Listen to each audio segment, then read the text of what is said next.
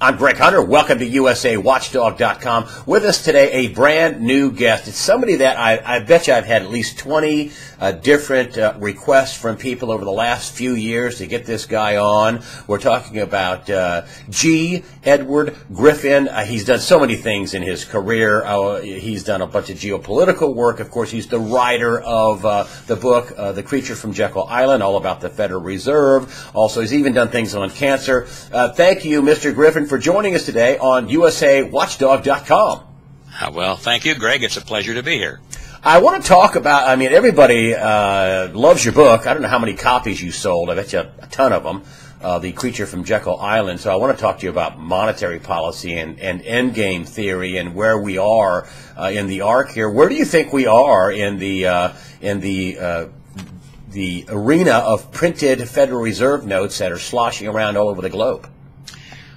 Well, Greg, you didn't know it, but that was probably a bad question to ask me.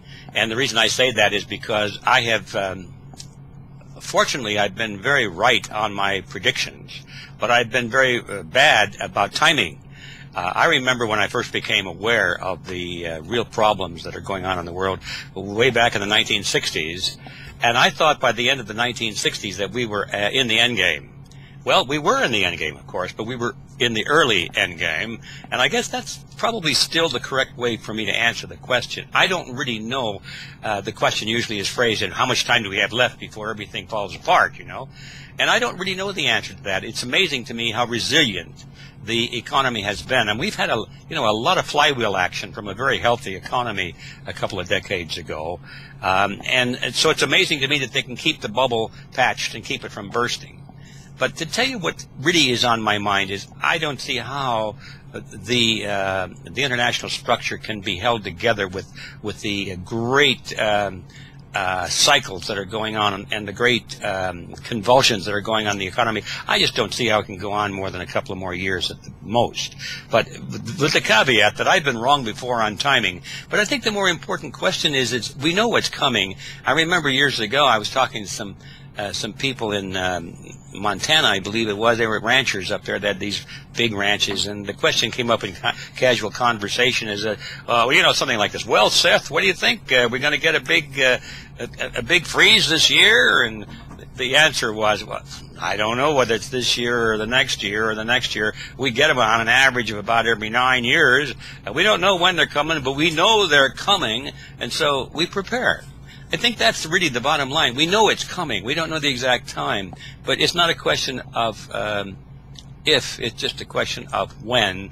And once people understand that, then the other question that usually follows makes more sense. Well, what can we do about it to protect ourselves and perhaps to protect the system that we're in? Be aware it's coming. I don't know how soon, but I think it's probably sooner than most people would like to think. Well, one of the things that I've noticed is that, and I just, I know you've studied this and you at least saw this. Some big turns.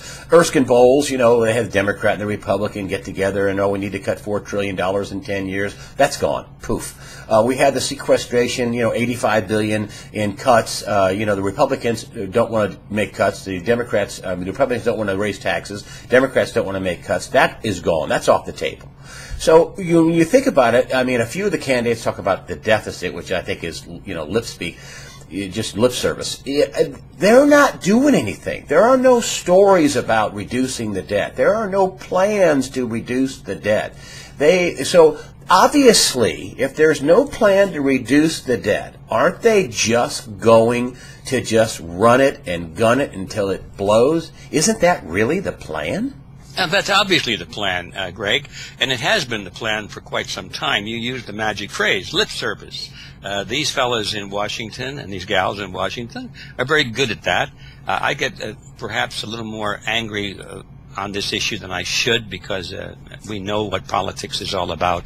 But I really get so tired of this lip service, these people posturing as we got to do something about this and vote for me because I believe in the Constitution. I believe in America. I believe in fiscal responsibility. Well, they may believe in it, but they don't try to do anything about it.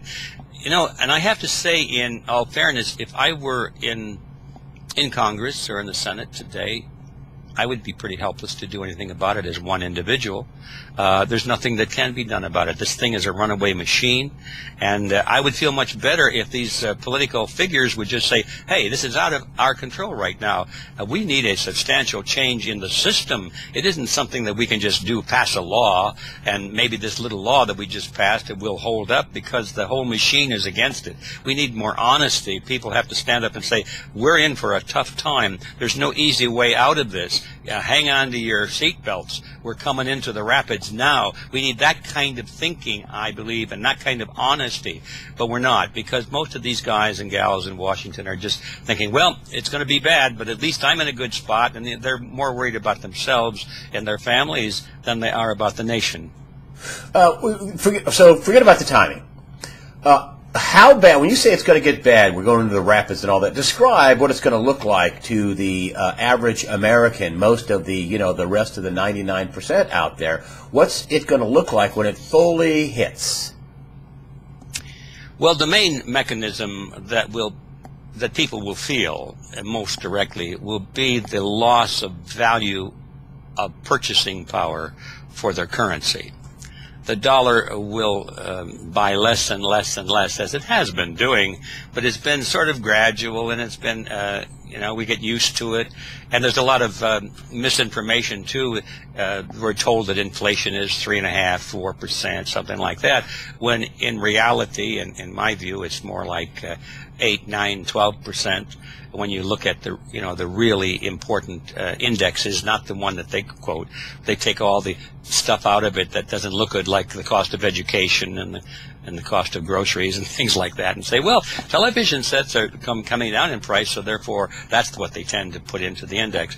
But when you look at the real cost of living, inflation is really pretty high now, but we haven't seen anything yet compared to what it will be when finally the rest of the world does what it's now saying it's going to do, which is they're going to stop accepting Uncle Sam's dollars. They're going to stop using the Federal Reserve note as the international reserve currency.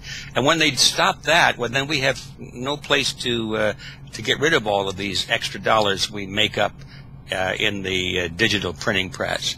And many of those billions and trillions of euro dollars, they call them, which is all over the world, really, not just in Europe, but means all of the money that we have created out of nothing through the Federal Reserve, and we've sent it overseas. The people around the world have been willing to accept those dollars because they use them as their international currency. When that stops, all those trillions and trillions of euro dollars that we have put overseas will come back to us, because the people that hold them, like China, for example, say, well, we can't use all of these, and they'll come back and they'll use them to buy up anything they can here. They'll buy up anything for sale, they'll buy our products, which is, that part will sound good. We got a market for our products. No matter how expensive they are, people will buy them because they're trying to get rid of their dollars.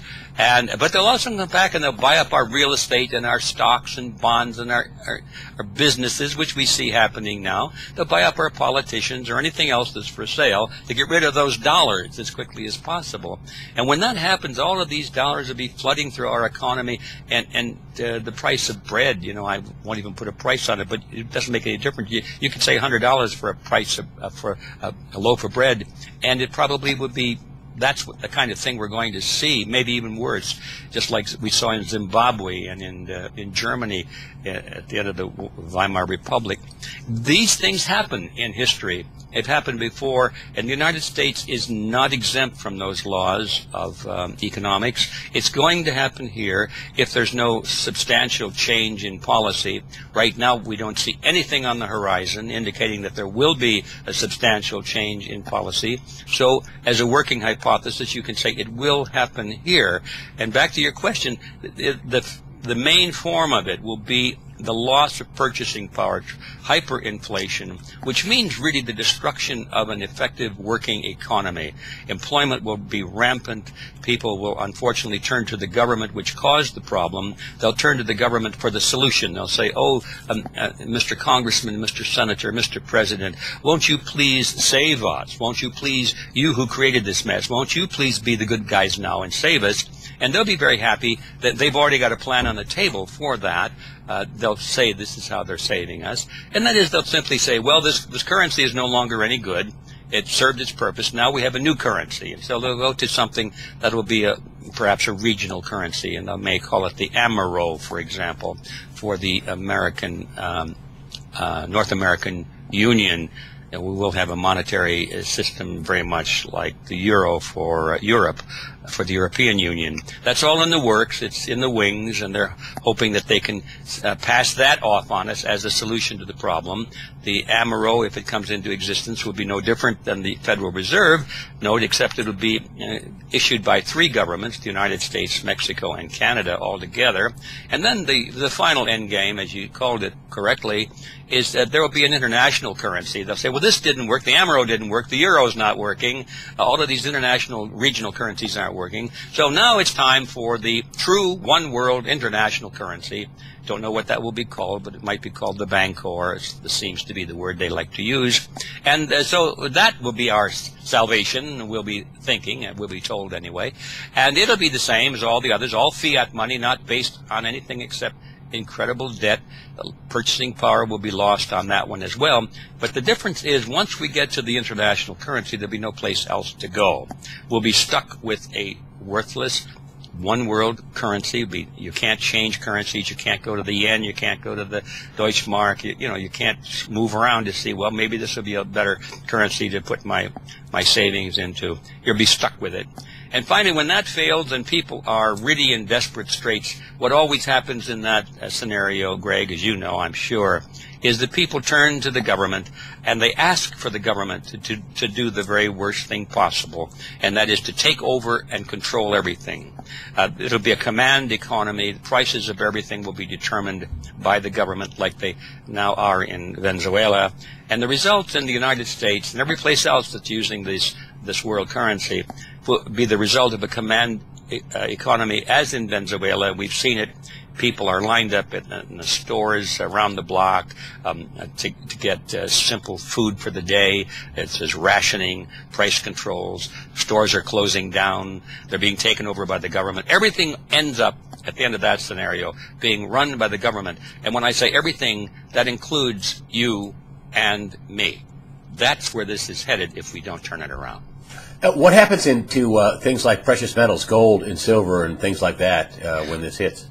Well, probably in the early stages of this, those who are holding precious metals will do very well, because it'll be the one thing of intrinsic value.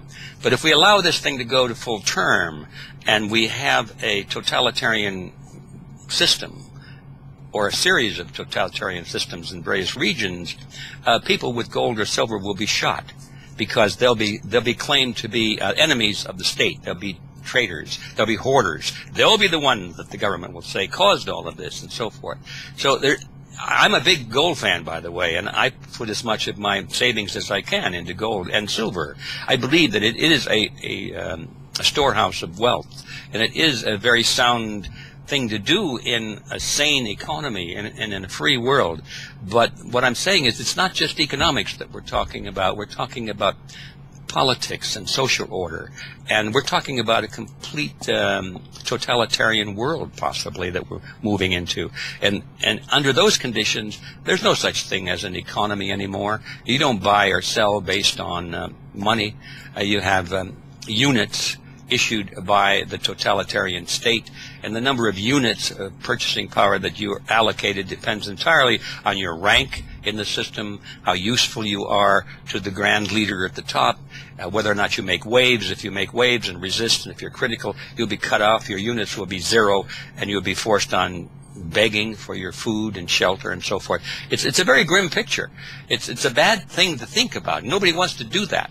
But getting back to a theme earlier, this is one of the reasons our leaders are letting us down, is they're not speaking the truth. They're not telling us that this is where we're headed. They're saying, well, I guess we're headed that way. The people are too damn dumb to do anything about it, so we're going that way, and at least I want to be pretty high up the scale when it happens. This is the kind of talk we're not hearing out of Washington. But anyway, you asked me the question, not our great, glorious leaders in Washington, and that is my very unhappy answer.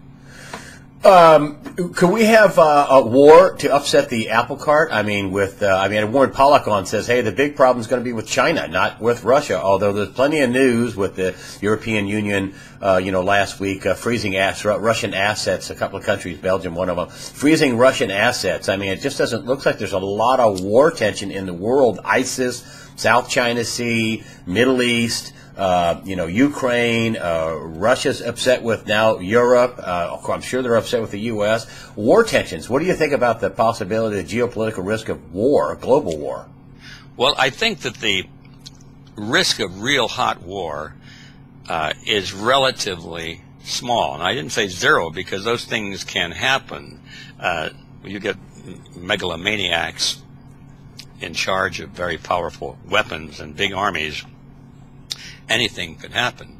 But I look at war today as it has been viewed for the last century at least. It's primarily a psychological weapon. It's the threat of war, the fear of war, that is more useful to governments than actual war. Machiavelli told us that years ago, that the best way to keep people content and overlook the miseries that they have to suffer under their own governments. The best way, Machiavelli told the prince, is to embroil the people in wars or rumors of wars, so that they would be, so afraid of an enemy that they would tolerate any insult to their liberties as a means of preventing this thing they dread so much. Well, that is certainly the prime operative today. That's the prime directive today at all governments. They love to keep their people, in a state of fear. And this is the interesting thing about it. Most governments today look at their own populations as the enemy, not the populations of other countries. They consider their own populations to be the group that must be controlled and dominated to sustain their power.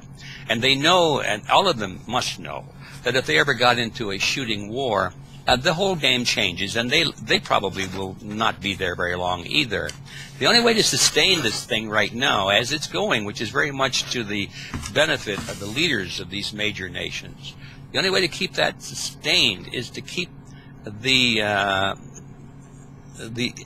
system intact.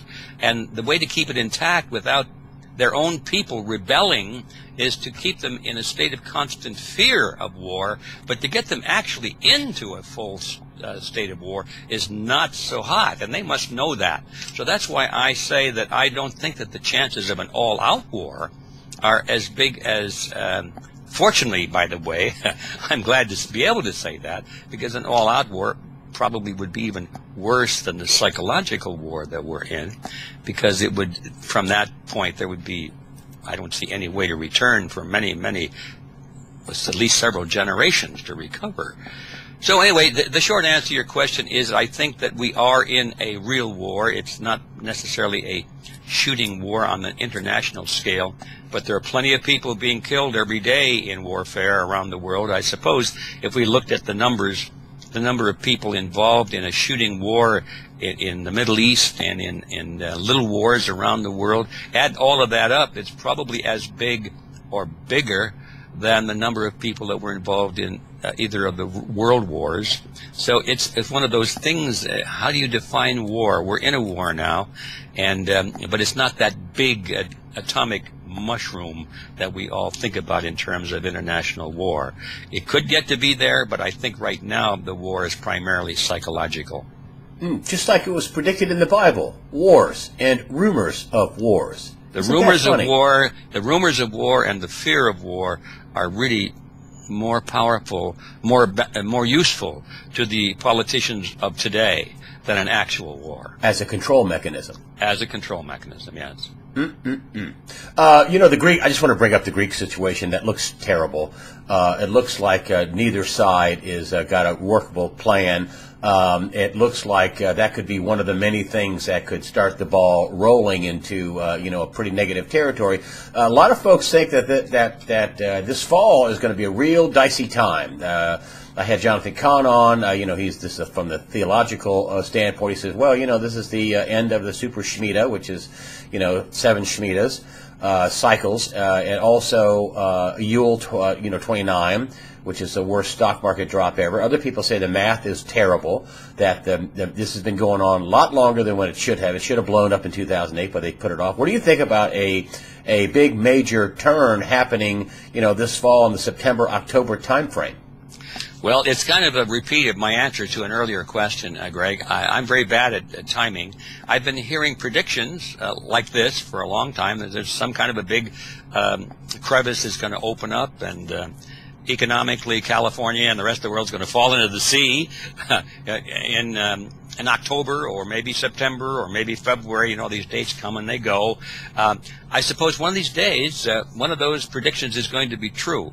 I do not scoff at that. I do not say it's not going to happen. I just don't know why it should be any particular predicted date, unless there's a decision made at the highest councils that this is the day that we, meaning they, the powers that be, that we choose to pull the plug because we have what comes next firmly in place and we're ready to execute that. Now, that is a condition under which I think there could be a specific date, or at least a narrow time frame. But I'm not aware of any such decision like that right now. But you think it'll come from that they'll stop it abruptly. I guess that would make sense, because they wouldn't want somebody front-running that trade. They want to stop it so they get the maximum. They would do that to get the maximum impact from, okay, we're going to do it now, and nobody can get on the right side of the trade. Nobody can get on. That'd be it, and nobody could take a month or two to protect them. They want this to have the maximum effect. Is that right? I believe that that's true. If you or I were in a position of making decisions, if we were calling the shots on this and had the power to do that, as indeed some people do, in sitting in the the central banks of the world, the Federal Reserve and their equivalents in other nations, they do have that power to call the shot. They could do things with the credit system to put a tremendous strain on it at a certain point and trigger it. So if we were in a position to do that for our own gain, and we had the mindset that these people do, yeah, that's what we would do. We would say, okay, this thing is coming apart, Captain, and we can't keep her together much longer. So let's abandon ship and get on another ship, and we're going to do it tomorrow morning at 8 o'clock. And I think that's probably what goes on in those councils, that kind of discussion. You think when they do it, somebody will actually just pull the plug? Not, oops, oh, surprise. You think it'll be, okay, this has gone on to where we're going to have to just stop it. That's how you think it'll come down. I do think that, and it could get away from them. They could be surprised, but they're pretty smart people, and they're very sophisticated. They monitor all of the seismographs, economic seismographs. They monitor those very carefully, and so they know when the strains are reaching a breaking point. And so I think when you say pull the plug, the question is, well, how would they pull the plug? It could be something as simple as making an announcement into the media to cause some kind of public panic, and then just step back and let it happen. It could be something that's simple. It could be something like increasing interest rates abruptly and steeply, which would send a shudder through the markets. It could be a combination of certain things. It could be a regional war coupled on top of all of these things. Who knows? It would be easy, I think, to trigger. The hard part is to keep it from happening.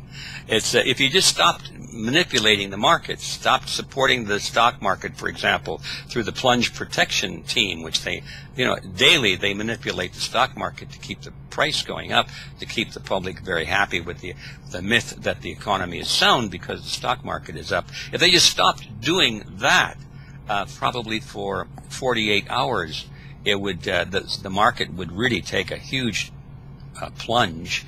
And that alone might be what they do to pull the plug, as you say. I don't know how they're going to do it, but they have different ways.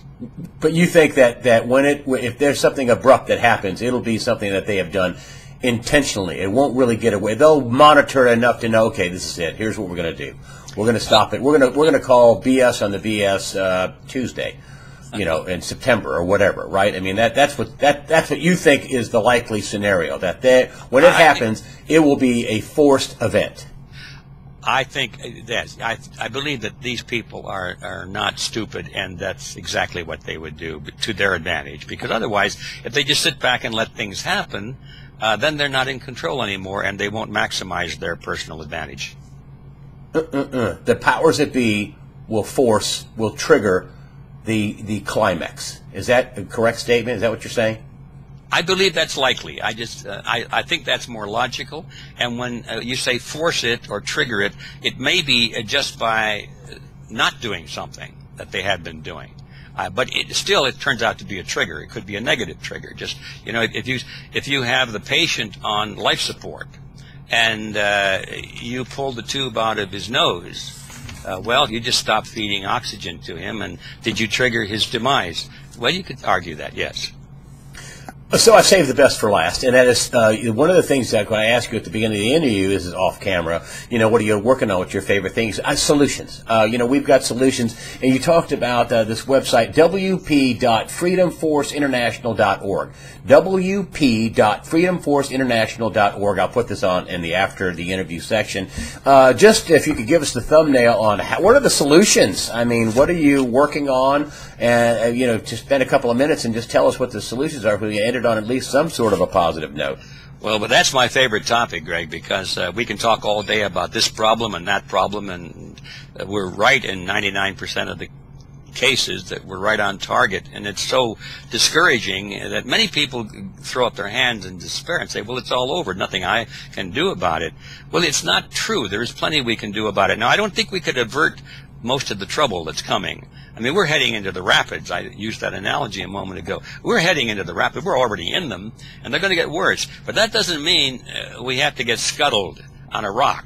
We don't have to get splintered. Our canoe doesn't have to be thrown apart. We don't have to drown. We can come out of this as long as we're aware of really the straits that we're in. So the question is, what can we do? And that question has always been uppermost in my mind when I look at these issues. What can we do? And I have to say that until about 12 years ago, I really didn't have an answer to that.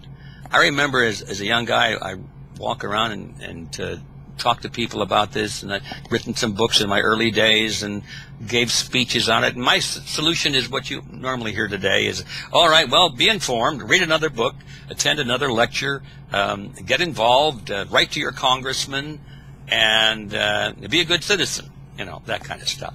And then it gnawed on me that this really wasn't going to work, because you write to your congressman, these are the guys that are doing us in. They serve other masters. They don't care about it. They don't care how many letters we write to them. All they care about is who writes the checks to them in most cases. So I should have been saying, write a check to your congressman and make it big, and then we can talk about solutions. Well, we don't have that kind of financial power. So what solution is there? And so that's when I came up with what I considered to be the answer. And frankly, Greg, I took the idea directly from the people who are destroying the world. They had a plan to take over. They came to power. How did they do that? A very small group of people, far less than 1% of the population, really run the world. Well, you can say, well, they got the money. Well, how did they get the money? How did they run the world with the money? And the truth is, when you analyze this, the ruling elite of today run the world because they control what sociologists call the power centers of society. Those are the groups and organizations that people belong to. These groups have leaders, and those leaders really determine public opinion on public policy, and they determine how the nation will go. What are these power centers? Those are the obvious organizations of influence, like political parties, for example. Think of the power that is in the hands of a little group at the top of our two major political parties. It's a small board of directors. It's a small group of people that select the candidates that we fight over who we're going to vote for. Who we vote for was not selected by us or delegates to the Republican Party or the Democrat Party. These candidates are selected by a group, another power center called the Council on Foreign Relations. It's a little group of 4,000 people that literally, well, some people call it correctly, I think they call it the hidden government of the United States. That is a power center. Labor unions are power centers. Church organizations. These kinds of groups are important. Educational institutions, terribly important. Media centers, very, very important. Add all of those together, all of these government agencies that we call power centers, and you look at the leadership of these organizations, the people at the very top. The members of the Council on Foreign Relations are in all of them. 4,000 people are in all of the major power centers of America, and that is how such a small number can literally control and lead, influence the political thinking and the political destiny of all the rest of the nation. Now, once I got a handle on that's how they did it, and they have written books on how to do this, by the way, and they talk about it, and they publish papers on it, they talk about it in conferences. Once I actually realized that this is how it's done, I thought, well, heck, we don't have to be like them. We don't have to buy into their ideology or their lack of ethics, but we can certainly use their organizing strategies to our advantage and counter them. And once I got that idea firmly in mind, I decided to create an organization that you mentioned called Freedom Force International. And the whole purpose of this organization, we now have members in about 65 different countries. So you see, this is a worldwide problem. Same strategies going on all around the world. Once these people came together and got very clear on the strategy, once they all knew what they believed in, it's easy to know what you don't like. Yeah, I don't like this guy, he's a tyrant, but how many people can come up and say, well, this is what we should be doing? How many people can do more than just say, follow the Constitution? They don't have no idea what that means. Follow the Constitution, that's their level of understanding. Well, why? What is there about the Constitution that makes it so hot? Well, I don't know. It's because the good guys wrote it, and because it worked. Well, yeah, that's not good enough. We have to know why it worked and what parts of it maybe didn't work too well so that we can consider it as the beta model. Now we have a chance to build an improvement upon those concepts. And so we have what we call as the creed of freedom. It's what we believe in. These are the principles that all systems should be based upon. So we've got a creed. We know what we believe in. We have a strategy of how to implement that convert it into public policy. And now we're getting members to do it, to help each other from all around the world. And we're on the road. We're finally on the road to a solution to this problem. Well, you can, I'm sure, read more about it on your website, and I'll put it on at the end of the thing. It's freedomforce.org. Let me get it right here so I get it correct here. wp.freedomforceinternational.org. wp.freedomforceinternational.org. I'll have a link at the bottom of it. And I really appreciate you coming on today. I hope you come back.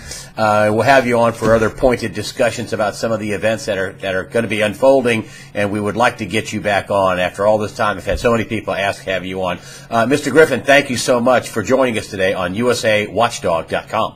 Well, thank you, Greg. It's a pleasure, and I'm looking forward to being on your program again.